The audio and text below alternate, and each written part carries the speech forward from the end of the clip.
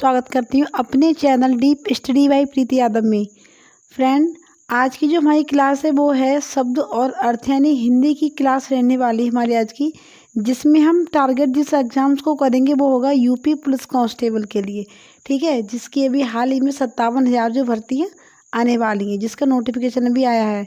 तो उस एग्ज़ाम्स को हम टारगेट करते हुए अपनी हिंदी की क्लास लेकर आए हैं, जिसमें आपके लिए चुनिंदा शब्द मिलेंगे जो कि 100% एग्ज़ाम्स में छपे हुए आपको मिलेंगे। यानी कि इसमें से 2-4 शब्द आपको हर एक एग्ज़ाम्स में आपको देखने को, यानी हर एक सेट में आपको देखने को मिलेंगे इसके। ठीक है, तो चलिए दोस्तों, टाइम को वेस्ट ना करते अपनी क्लास की तरफ बढ़ते हैं, जो कि हिंदी की शब्द अर्थ वाली क्लास। चलिए, जैसे कि शब्द हमारा, यानी हम पहले एक शब्द हिंदी का लेंगे, उसके बाद हम उसका अर्थ जानेंगे। यानी उसका अर्थ हिंदी में क्या होता है, शब्द होगा वो संस्कृत का होगा। ठीक है, यानी तत्सम शब्द होगा जिसका हम तद्भव रूप निकालेंगे। शब्द है हमारा मृषण। क्या है? मृषण।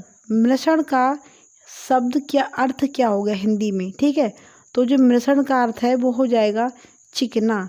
ठीक है, मृषण माने चिकना। अगला शब्द है हमारा रुक्ष। रुक्ष का हिंदी में क्या अर्थ हो जाएगा? वो हो जाएगा खुरदरा। ठीक, क्या हो जाएगा? खुरदरा। चलिए, अगला जो शब्द है हमारा वो है पौरुषत्य।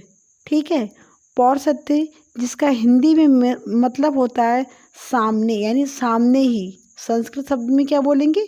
पौरुषत्य, और हिंदी में उसका मतलब हो जाएगा सामने ही। अगला हमारा शब्द है तरुण। ठीक है, तरुण जिसका हिंदी में अनुवाद होगा नवयुवक। तरुण यानी कि एक नवयुवक, नौजवान। ठीक है, अगला जो शब्द है हमारा वो है ग्राद्य। क्या हो जाएगा? ग्राद्य, यानी कि जो घर में रहता है। जो घर में रहता है वो क्या होता है? ग्राद्य होता है। ठीक, तो इतने शब्द का आपको हिंदी में हमने आपको अर्थ समझाया। चलिए आगे बढ़ते हैं। अगले शब्द हमारे वो हैं, फिर से देखिए, अगला शब्द हमारा है त्याज्य। जैसे कि जो गिरादे था उसका मतलब क्या था? जो घर में रहता है। तो उसी तरीके से त्याज्य का अर्थ हो जाएगा जो घर को त्याग दे, वो हो जाएगा त्याज्य। ठीक है, ऐसा नहीं कि जिसका घर नहीं हो, घर तो है लेकिन उसने घर को त्याग दिया, वो हो जाता है त्याज्य।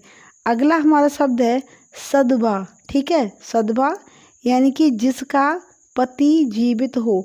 इसी का एक और भी शब्द होता है जो होता है विधवा, यानी जिसका पति जीवित ना हो, यानी जिसके पति की मृत्यु हो चुकी हो, वो होता है विधवा। और जिसका पति जीवित हो उसका मतलब होता है सद्भा। संस्कृत शब्द होता है सद्भा और हिंदी में अर्थ हुआ इसका जिसका पति जीवित हो। अगला हमारा वर्ड है अतिवृष्टि।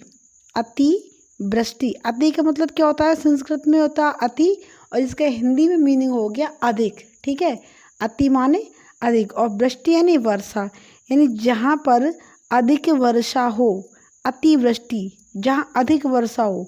जब अति माने अधिक, तो अल्प का मतलब क्या हो जाएगा? अल्प का उसी तरीके से मतलब होता है कम। ठीक है, यानी थोड़ा, तो अल्प वृष्टि। ठीक है, अल्प वृष्टि यानी अल्प माने कम और वृष्टि माने वर्षा हो, जहाँ पर कम वर्षा हो। ठीक है, अगला जो शब्द है हमारा वो है अज्ञ। क्या है? अज्ञ।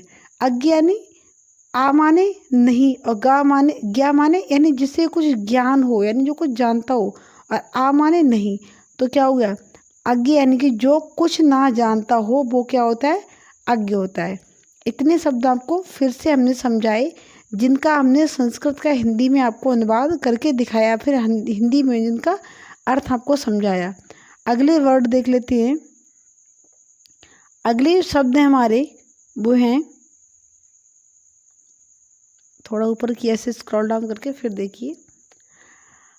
नेक्स्ट वर्ड हमारा है अल्पज्ञ। अभी हमने आपके लिए बताया अल्प का मतलब क्या होता है। अल्प का मतलब होता है कम, थोड़ा। ठीक है, कम या फिर थोड़ा। तो जैसे कि अब अल्प आ गया, तो अल्प माने कम और अज्ञ माने जानता हो, ज्ञा माने ज्ञानी। ठीक है, जो को थोड़ा जानता हो, यानी कि जो कम जानता हो, उसका मतलब क्या होता है? अल्पज्ञ। फिर आया सर्वज्ञ। अब सर्व का मतलब क्या होता है? सब। सर्व यानी कि सब कुछ, ठीक है, सर्व यानी सब कुछ। और ज्ञा माने जो जानता हो, जिसे कुछ ज्ञान हो। तो फिर क्या हुआ? सब कुछ जानता हो, जो सब कुछ जानता हो वो क्या हो गया? सर्वज्ञ हो गया। अज्ञ यानी जो कुछ न जानता हो। अल्पज्ञ जो थोड़ा जानता हो। उसी तरीके से सर्वज्ञ यानी जो सब जानता हो। और एक हो गया बहुज्ञ, ठीक है। बहुज्ञ यानी जो बहुत जानता हो। बहुत में और सर्वज्ञ में अंतर है। बहुत का मतलब होता है यानी कम नहीं, उसे ज़्यादा ज्ञान है, ठीक है, किसी की अपेक्षा उसे ज़्यादा ज्ञान है, यानी जो बहुत जानता है। और सर्वज्ञ क्या मतलब? जिससे कुछ भी छिपा ना हो, उसे सब कुछ मालूम हो। तो सर्वज्ञ में और बहुज्ञ में अंतर हुआ। बहुज्ञ क्या मतलब? यानी कुछ लोग हैं जिन्हें थोड़ा कम आता है, और उन्हीं में मतलब कोई ऐसा इंसान जिसे उनसे कुछ अधिक नॉलेज हो, तो वो हो गया बहुज्ञ, ठीक है। जहाँ अल्पज्ञ यानी जो थोड़ा जानते हो, उन्हीं के आगे वो क्या हो गया? बहुज्ञ हो गया, यानी उसे कुछ उन्हीं उनसे बहुत आता है। और जो सर्वज्ञ है वो हो गया सर्वज्ञ, ठीक है। ऐसे मतलब समझिए, जैसे कि क्लास में बच्चे होते हैं, ठीक है, तो बच्चे होते हैं जिसमें कुछ कम जानते हैं, ठीक है। तो जो कम जानते हैं वो हो गए अल्पज्ञ। और क्लास का टॉपर जो होता है वो क्या हो गया? बहुज्ञ, यानी वो बहुत जानता है औरों की अपेक्षा। और जो उस क्लास का टीचर हुआ वो क्या हुआ? वो हुआ सर्वज्ञ, यानी क्योंकि टीचर हमारे सब कुछ जानते हैं, तो टीचर सर्वज्ञ हो गया, यानी जो वो सब जानते हैं। जो क्लास का टॉपर है वो बहुज्ञ हो गया, यानी वो बहुत जानता है, किसकी अपेक्षा? अल्पज्ञ की, यानी बाकी सारे बच्चों की अपेक्षा वो बहुत जानता है। तो ये मैंने आपके लिए अपने हिसाब से एक एग्जाम्पल देके समझाया। आई होप आपको ये समझ में आ गया होगा अल्पज्ञ, सर्वज्ञ और बहुज्ञ का मतलब। अगला जो वर्ड है वो हमारा निरामिष। क्या है? निरामिष। देखिए, निरामिष यानी कि जो मांस ना खाता हो, ठीक है। मिस यानी कि मांस ना खाता हो, निरामिष जो ना खाता हो। और शामिष, शामिष, ठीक है, यानी कि जो मांस खाता हो, ठीक है। निरामिष का मतलब वो जो मांस ना खाता हो, उसी तरीके से शामिष का अर्थ हो जाता है जो मांस खाता हो। चलिए अगले भी शब्द देख लेते हैं, ठीक। जिस तरीके से शामिष का मतलब हुआ जो मांस खाता हो, उसी तरीके से आमिष का मतलब भी हो जाएगा जो मांस खाता हो, ठीक है। शामिष माने भी खाता हो और आमिष माने भी वह मांस खाता हो, ठीक है। बड़ा और छोटा आ में अंतर होता है। अगर कहीं पर बड़ा ए आता है तो उसका मतलब पॉजिटिव होता है, और अगर कहीं पर छोटा आ आता है तो उसमें अर्थ का मतलब निगेटिव में जाता है, ठीक है। चलिए अगला जो वर्ड है हमारा वो है यथार्थ। यथार्थ का मतलब होता है सामने, ठीक है, यानी यथार्थ यानी सब कुछ सामने है, कुछ भी छुपा हुआ नहीं है। नेक्स्ट वर्ड है हमारा उर्वर, ठीक है, यानी जिसमें कुछ पैदा हो। जो भूमि है, जो जमीन है, वो कुछ उपजाऊ भूमि हो जिसमें कुछ पैदा किया जा सकता है, ठीक है। उसी का एक वर्ड होता है अगला हुआ ऊसर, यानी जिसमें कुछ भी पैदा ना हो। ये उसका एक तरीके से आप उल्टा भी मान सकते हैं, इसका विलोम भी। उर्वर का उल्टा क्या हो जाएगा? ऊसर हो जाएगा, ठीक है। तो उर्वर यानी जिसमें कुछ पैदा हो, और ऊसर का मतलब होता है जिसमें कुछ भी पैदा ना हो। फिर है हमारा शाश्वत, ठीक है। शाश्वत यानी जो हमेशा रहने वाला, यानी जो हमेशा ही रहेगा, ठीक। शाश्वत यानी हमेशा रहेगा। जैसे कि क्षणिक बोल दें, क्षण यानी जो कुछ ही क्षण की बात है, ठीक। क्षणिक यानी जो कुछ ही पल रहेगा या कुछ ही पल ठहर सकेगा, वो हो जाता है शाश्वत, क्षणिक। और शाश्वत का मतलब है जो हमेशा रहता है या फिर हमेशा रहने वाला शाश्वत होता है। चलिए अगले जो वर्ड हैं हमारे वो हैं, सिर्फ दो ही वर्ड ये लास्ट बचे हैं, असीम, ठीक है।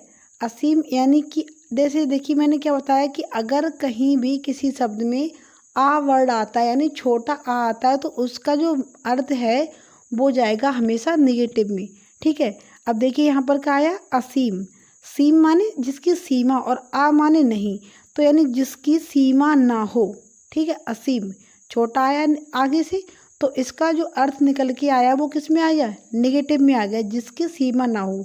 ससीम, ठीक है। ससीम यानी ससीम माने सा माने सहित, और सीमा माने सीमा, यानी जिसकी सीमा हो, ठीक है, जिसकी सीमा हो। जैसे कि अब मान लीजिए ये अंतरिक्ष है, ठीक है, ये यहाँ से अंतरिक्ष है ये। अब इसकी हमें कोई सीमा नहीं पता, हालांकि मैंने ये बना दी इस तरीके से, लेकिन हमें नहीं पता कि उसकी कितनी सीमा है, कहाँ कहाँ तक ये फैला हुआ है, हमें नहीं पता। अंतरिक्ष की किसी को भी सीमा नहीं पता। लेकिन पृथ्वी जो हमारी है उसकी एक सीमा है, ठीक है। तो पृथ्वी जो है उसकी एक सीमा है। तो पृथ्वी कैसी है? ससीम है। इसकी हमें सीमा पता है, वैज्ञानिकों ने इसकी सारी चीज़ों को अब नाप रखा है। लेकिन जो अंतरिक्ष है वो अभी भी असीम है हमारे लिए, यानी इसकी हम अभी भी कोई भी सीमा तय नहीं कर पाए हैं। तो ये हुआ असीम और ससीम में अंतर, ठीक।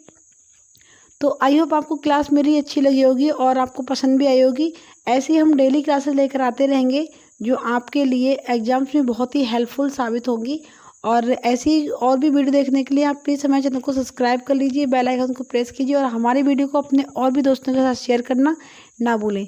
मिलते हैं एक नई ज़बरदस्त क्लास के साथ, तब तक के लिए जय हिंद, जय भारत।